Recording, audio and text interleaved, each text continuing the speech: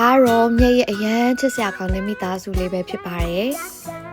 မြည့်ရဲ့ချစ်ရရဲ့အမျိုးသားရဲ့ချစ်စရာကောင်းတဲ့တသားမီမီလေးနဲ့အတူတူရှိရဲ့နေ့ရက်တိုင်းကတော့မြတ်အတွက်အကြီးမားဆုံးသောကောင်းကြီးမင်္ဂလာတစ်ခုပါပဲ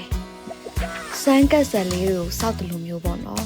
တီးဆောက်ပြီးသွားလို့ရှင်လုံးဝအပြည့်စီမခံနိုင်လို့ family life တစ်ခုကိုမစတင်ခင်ကတည်းကအနာဂတ် plan မျိုးကြိုတင်ပြီးတော့စီစဉ်ထားတင်ပါတယ်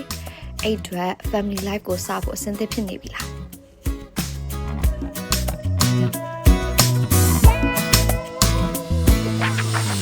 စမ်းကက်ဆက်လေးကိုပြက်စီသွားမလုပ်ရဘူးเนาะ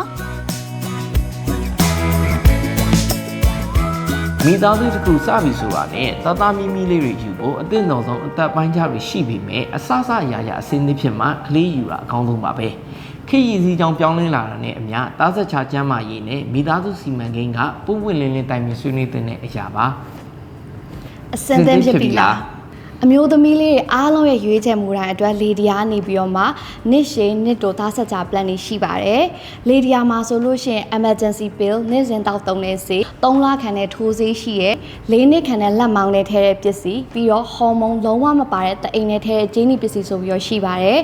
မိသားစုတစ်ခုတည်ထောင်ဖို့အတွက်plan လေးစလုပ်နေပြီဆိုလို့ရှင်လေဒီယာကိုဆက်သွယ်ပြီးတော့မေးမြန်းစုံစမ်းနိုင်ပါတယ်။ဘယ်ကနေဆက်သွယ်လို့ရမလဲဆိုလို့ရှင်လေဒီယာရဲ့ Facebook page Messenger နောက်ပြီးတော့ Viber channel ပြီးတော့သူ့ရဲ့ Telegram channel ကနေတစ်ဆင့်ဆက်သွယ်ပြီးတော့မှအသေးစိတ်ပွင့်လင်းလင်းဆွေးနွေးတိုင်ပင်လို့ရပါတယ်။လေဒီယာမှာဆိုလို့ရှင်လေဒီယာ fine ဆိုတဲ့နေ့စဉ်တောက်တုံးတဲ့ဆေးတွေရှိရဲ့ခုနမြတ်ပြောတဲ့လက်မောင်းနဲ့ထဲတဲ့ပစ္စည်းလည်းရှိရဲ့အဲ့ဒါတော့၄နှစ်ခန့်နဲ့နောက်ပြီးတော့လို့ရှင်တအိမ်ထဲကိုထဲတဲ့